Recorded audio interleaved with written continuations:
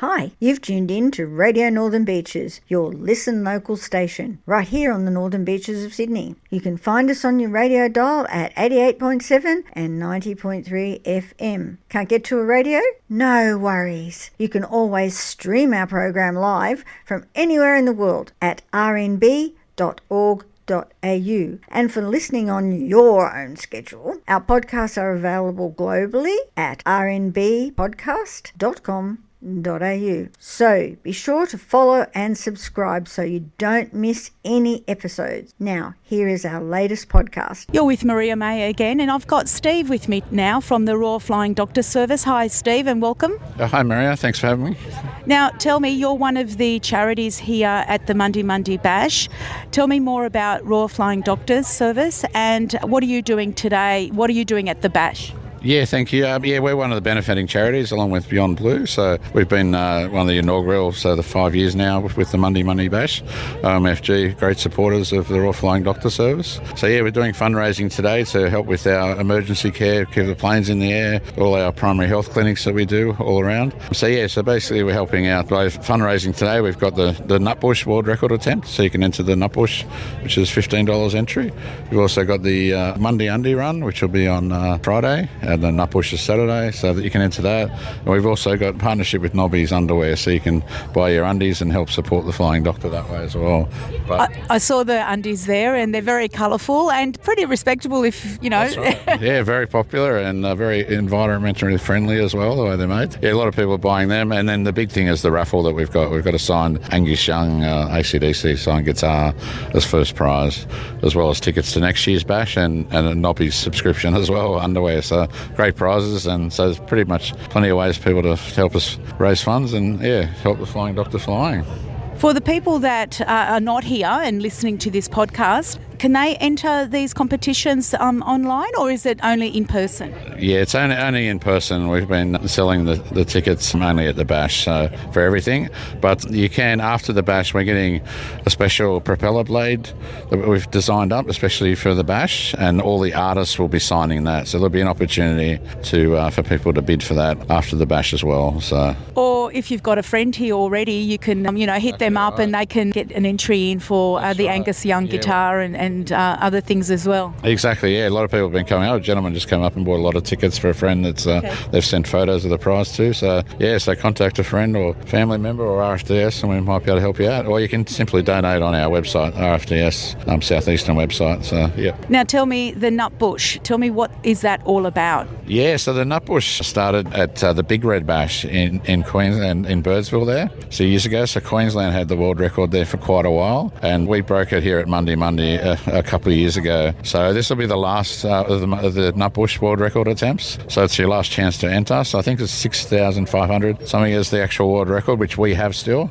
So we're trying to break that at this year's Mundi Mundi. So hoping for a big, good 7,000 or 8,000. So the world record, people are here to judge it, and hoping so that'll be on Saturday morning as well. So it's really funny because there was a documentary with Tina Turner a couple of years ago, and she had no idea that the Australian public turned Nutbush into this line dancing kind of dance, and she had absolutely no idea. And I think we're the only country that actually has the Nutbush dance, so it is a once-off. We're pretty unique that way, aren't we? It is indeed. We've had a lot of tourists here actually that they said when they turned up in Australia and Nutbush came on, everyone got up dancing. It took them a while to understand, but they're all getting involved and getting on board, and it's a great activity for everyone to help fundraise as well. So. And what about the Mundi Undi? The Mundi Undi run, so hopefully we have about 2,000 people for that. It's the first time we've had the undies involved, the Nobby's undies. It's a bit of an extra novelty, but people dress up and have a bit of fun with it. It's a good family activity as well. A lot of kids get involved. And how far do they have to run? It's not very far at all. I think it's about 800 metres. It'll be over the back of the stage area there. Yeah, so it's not too far they have to run. A lot of people run, they'll walk, they'll dress up, so it's good fun. So. It's not about the run, it's about getting dressed up and having loads of fun and being what Australians do best in character, That's right. Exactly, and all funds go to the Royal Flying Doctors, so it's fantastic. So. Now that you mention that, now give me some more information about the Royal Flying Doctor Service. What do you actually do so people really understand where their money's going? Yes, a lot of people know about the emergency care that we do, so we're 24/7 operational, but we've also got the primary health care as well. We run dental clinics as well as primary health, so it's not just simple emergency. We've got clinics all around looking after those people in rural, regional areas as well. So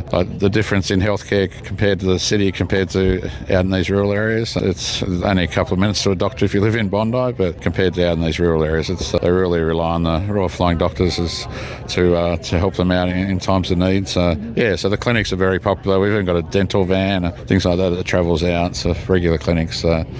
So when you say rural areas, we're talking about rural areas across all states. Is it always by plane that they travel, or? No, it's not always by plane. So we've got different sections throughout Australia. So we're the southeastern section here, so we look after New South Wales and Canberra and help out in Tasmania as well. But you've got other sections, and different sections have different needs as well. So we've got sort of 14 planes that cover, plus the dental van, things like that. So we've got, but then other states like Victoria rely more on road and things like that. So different states have different needs, and we cater for what those communities need. So we're really part of those communities, and we go out there and really service them with their healthcare.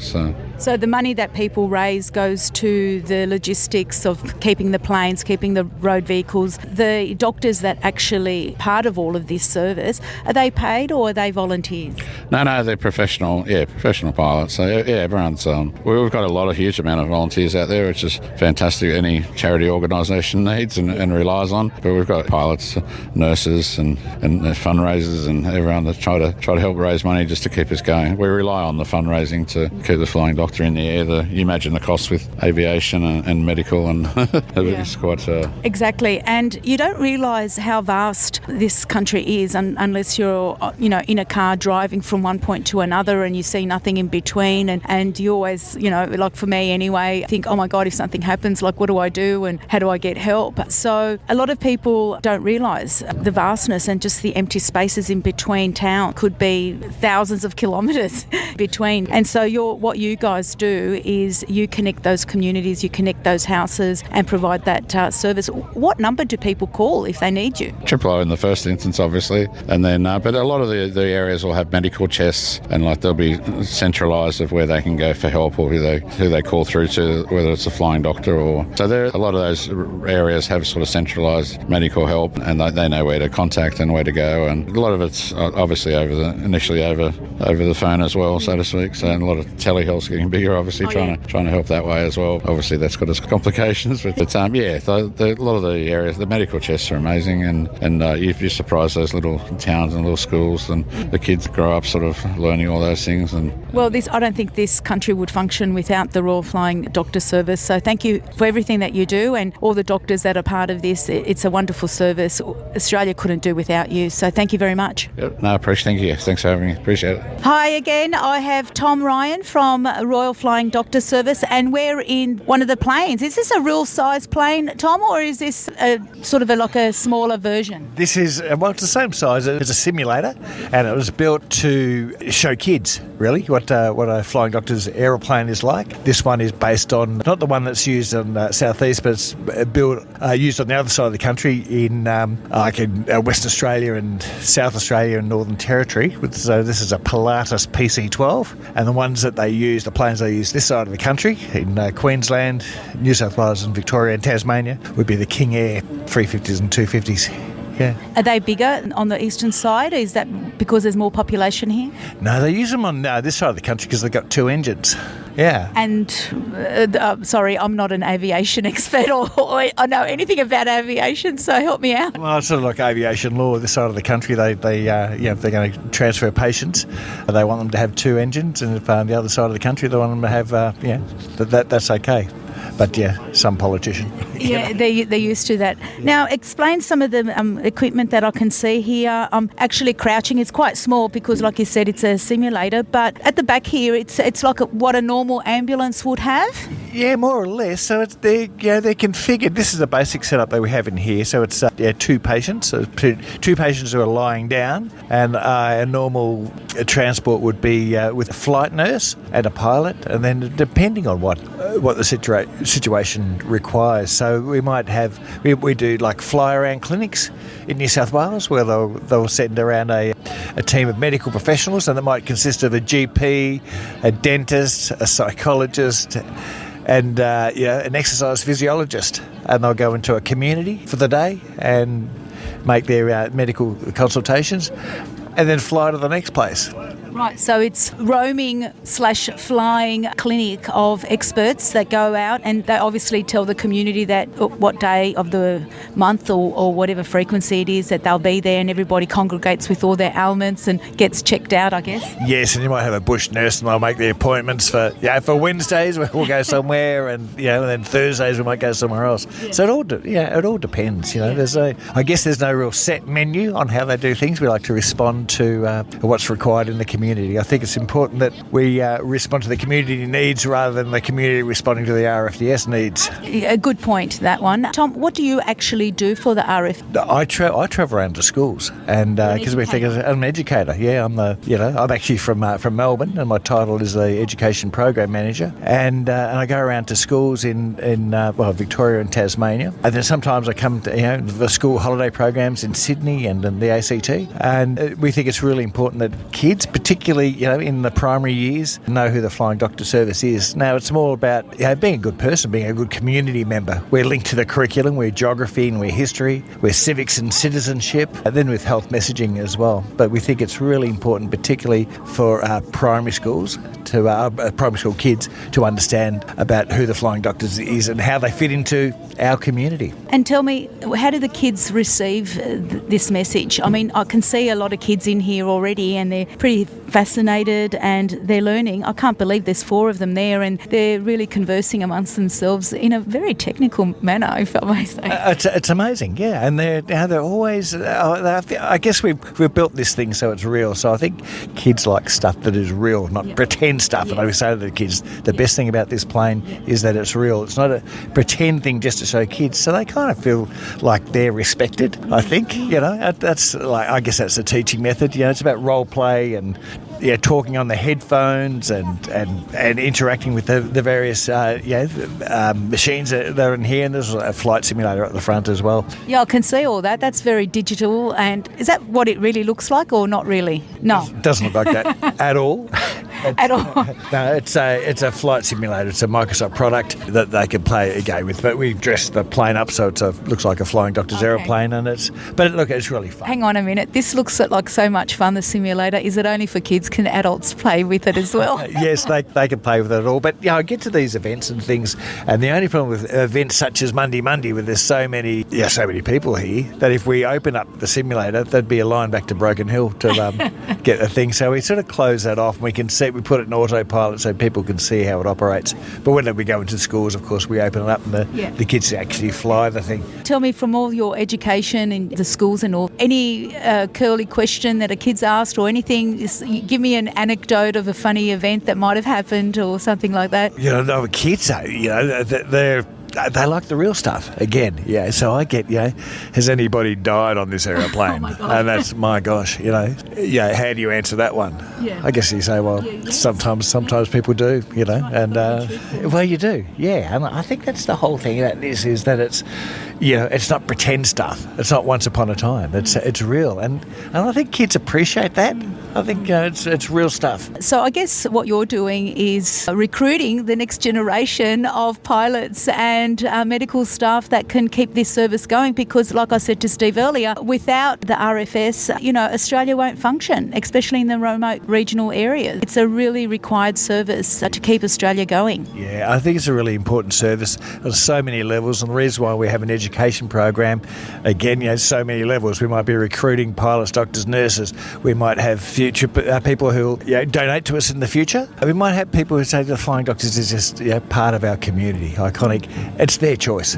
I don't think we don't ram it down people's throats saying, please, it's not that. It's about saying, well, the Flying Doctors are an important part. It's an important charity, and so I guess, people might say, well, it's our responsibility to to keep it in the air or to keep it happening, it's up to them. I don't think us being righteous and telling people how to do things is the way to go. Well, thanks for your time, Tom. I really appreciate it. Thank you so much. It was lovely to speak to you. Good on you. Thank you. One question that I've been asking everyone before I go is the music. Who are you here to see? I'm here to see the Cat Empire. I think they're fantastic. I've got a very good friend of mine, Kieran Conroe, and he's a trombone player there. I'm very excited to catch up with him, have a beer and listen to him play the trombone. Awesome. Thanks so much, Tom. Cheers. Great to see you. Cheers. I've got a competitor and an attendee, I guess, of the Nutbush. Absolutely. And what was your name? Joan.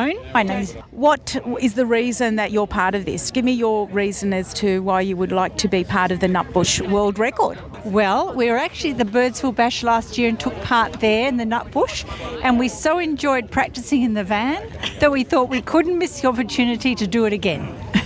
And who's we? My partner Jim and I. Jim, come on. Jim, don't be shy. Come over here. How are you going with your Nutbush practising? Well, we've done quite well, but my memory to where my feet should go is often lapse. That's okay. I don't think anybody will notice. So as long as you stand in line, I think you'll be all good. Yeah, nobody noticed last year, I'm sure. Yeah. And how much did it cost? And is that part of the reason as well? $15 towards this is going to a good cause? Oh, 100%. It's for the Royal Flying Doctor. It's fun. It raises money for them. It's win-win. And I think you get a certificate at the end of it saying that you're part of it. I just spoke to Helen at the Australian Book of Records. You can put that up on the trophy room at home. And we will. And you can tell all your friends over dinner or your barbecue. And we do. It's a great cause. Thanks for competing or being part of it. I've got here with me Andrew. Andrew and Tex. Tex. And you guys are lining up to obviously compete in the Mundi Undi run. And why are you doing that? Give me your reasons as to why you want to be part of that. It supports a great cause, Royal Flying Doctors. We come here with the MDC crew that supports as well. So, yeah, we're all for supporting the Royal Flying Doctors. What are you wearing? Because that's the most important. What are you wearing? And how are you going to run? What we're wearing is a secret. You'll have to wait and see on the day. Juicy. Yeah, but yeah, just don't know if it'll be much fun. Straightforward run, or we'll just follow the rest. This is our first year at the Mundi Bash, but we've been to the Birdsville Bash a few times.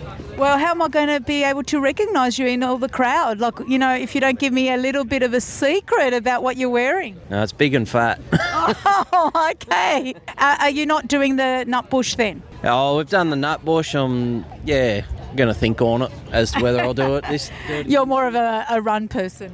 Yeah, definitely a run. Okay, well, thanks for supporting the Royal Flying Doctors. Thank you. Hi, it's Maria Mai here, and I've got Carly from Beyond Blue here. So welcome to the show, Carly, and thank you for talking to me today. Thank you so much for having us. We're so excited to be here.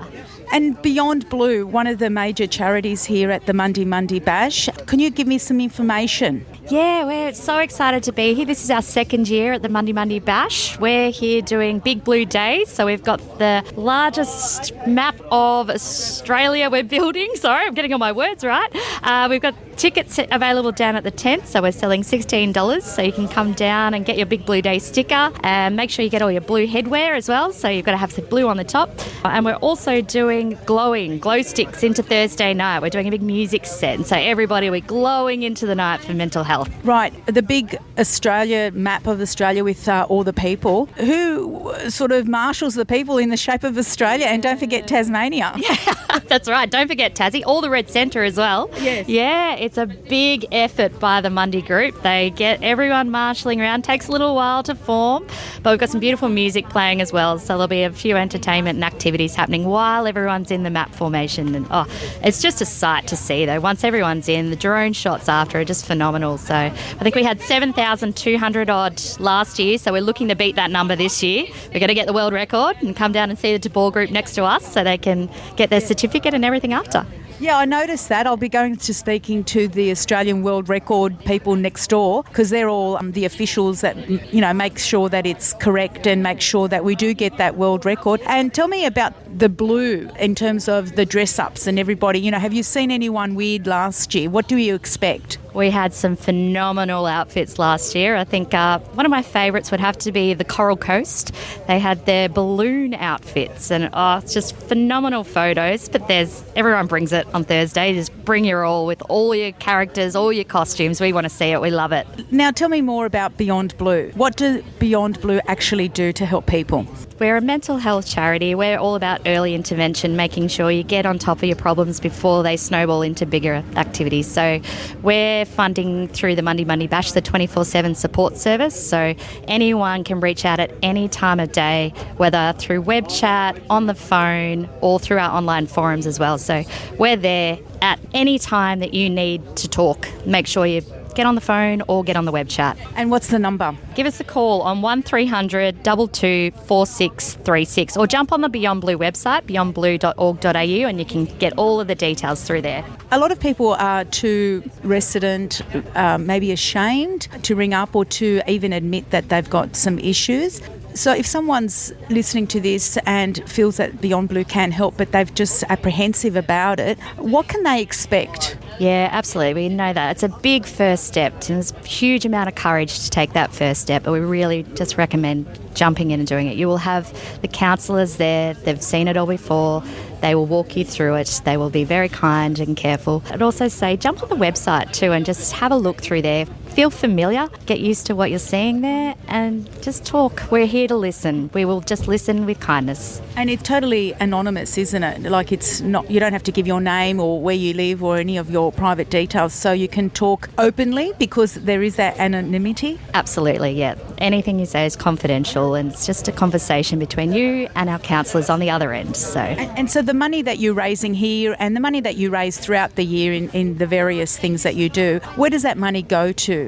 Yeah, absolutely. It goes exactly towards keeping our support service online. So every call costs us about $66 to fundraise, to fund. So we are looking to keep that support service on. So the people on the phones, they're volunteers or are they paid staff? They are trained counsellors, so they are paid staff. Oh, right. That's the difference, and that's where they need to, the funding needs to come from to pay for those people and all the infrastructure and everything like that. You're here today, from a personal perspective. Are you staying on site or are you going back to Broken Hill every night? I feel like we have to say we're staying here, but we are staying in Broken Hill, supporting the local community there with our hospitality, so it's brilliant. In terms of the music, who are you keen to see? Oh, Missy Higgins. I love a bit of Missy Higgins. Hoodoo Gurus, all of it. Everyone's good, isn't it? They've got a really great lineup this year. Whoever's on, we're going to enjoy, that's for sure. Thanks for taking the time to talk to us today. Thank you so much. And I've got here... My name's Di. Di, and you're going to be part of the Australian Formation World Record attempt. That is correct. And what made you choose that one and instead of Nutbush or Mundi Undi? Well, I'd never do the undie, to be honest, because seriously, no one needs to see me in undies. And I've been in the Nutbush before when we won the world record, and we did Beyond Blue last year, and it was fabulous. So that was the call for us, Beyond Blue. And is that because all you have to do is stand? You don't have to do anything other than stand in formation? Correct. It's so much less energetic. It was exhausting doing the Nutbush. I had no idea. 5 minutes was... Really? 5 minutes of Nutbush is seriously long. That's a huge exercise. I know, I was exhausted afterwards. But yeah, this is much more passive and it's for a wonderful cause. So, that's right. It's a win-win. It's for Beyond Blue, and I've spoken to Carly there before and she told me all about the wonderful work that they do. So with the formation, you still have to wear something blue? Yes, I've got a blue wig and a blue hat and blue jeans. And blue jeans, everything's blue. And how does it work in terms of the formation? Are you going to be part of Tasmania? Do you get to choose which part of the country you'll stand in? No, you don't. You just sort of all congregate. And then last year there were a whole pile of people that had red hats on, and they were actually almost in the red centre. So when you saw it from above, see my visuals here, you could see this red in amongst the blue. It was extraordinary. So I don't know whether they're going to try that again this year, but it was fabulous. Yeah, they are, because I think Carly mentioned that and I wasn't quite sure what she meant, but that there's a different colour of people wearing so we can understand where it is. So how wonderful is that? Well, it was, and I think think it was one of those things.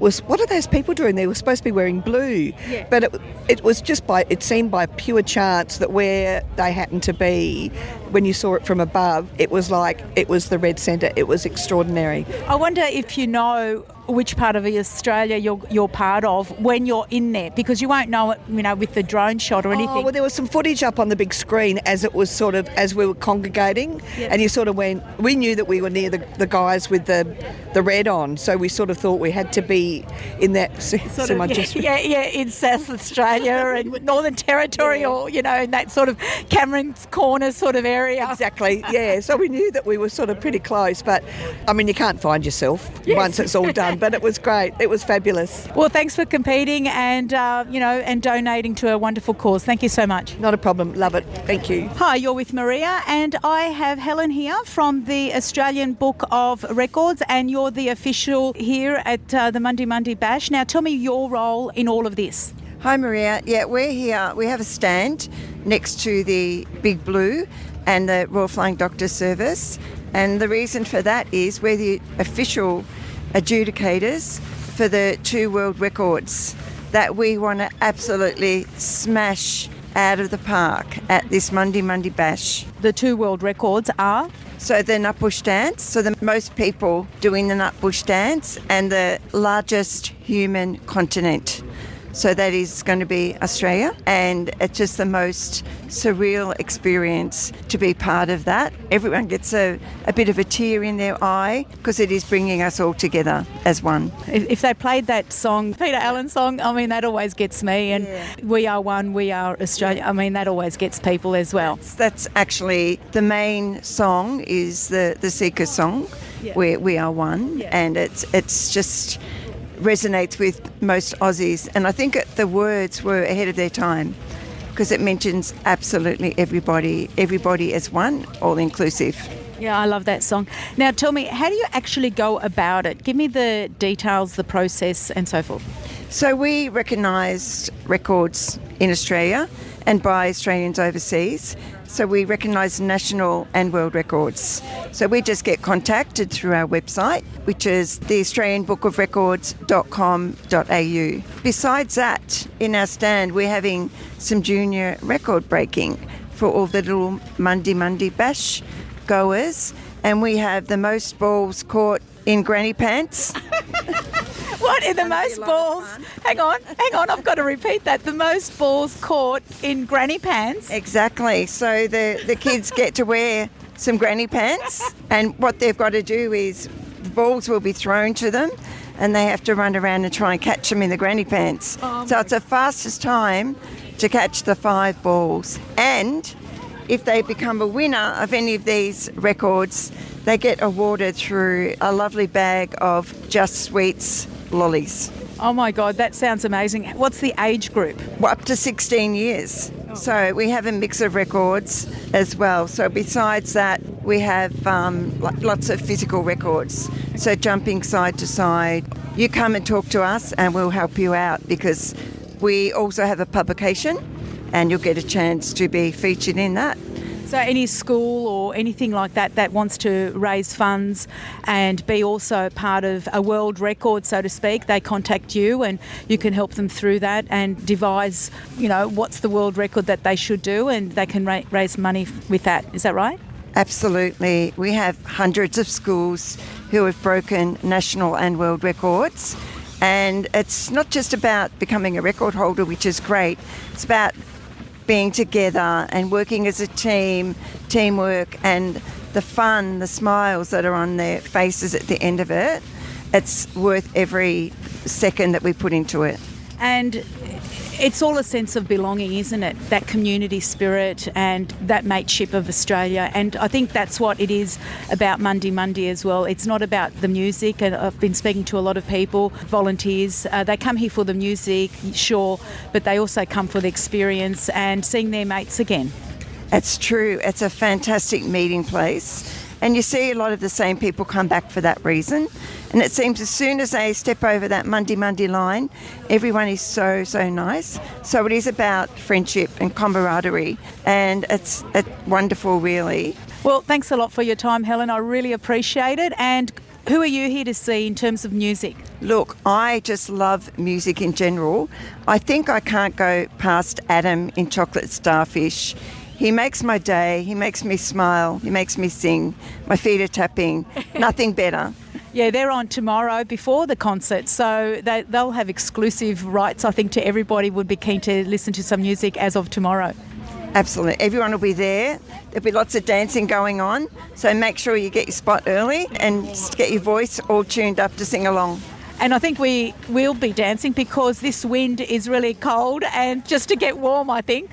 Well, we want everyone dancing in the Nutbush dance. So if you haven't already got a ticket, please come along and get it sorted out, because we really want to make this record hard for anyone else in the world to beat. Well, Australians are the only ones that dance to Nutbush in that line dancing formation, so I don't think anybody else will do it. But thank you, Helen. Thank you. And actually, the Tina Turner fan page are looking at doing something similar. So that's why we need to make sure we hold this record in Australia. I reckon we'll beat it and we'll crush it. No one else will beat us, that's for sure. Thank you so much. Thanks, Maria. Australia, the lucky country. We've got meat pies. We've got the world's best beer. But most importantly, top of the list, we've got Radio Northern Beaches 88.7, 90.3. Now hitting the entire world on www.rmb.org.au.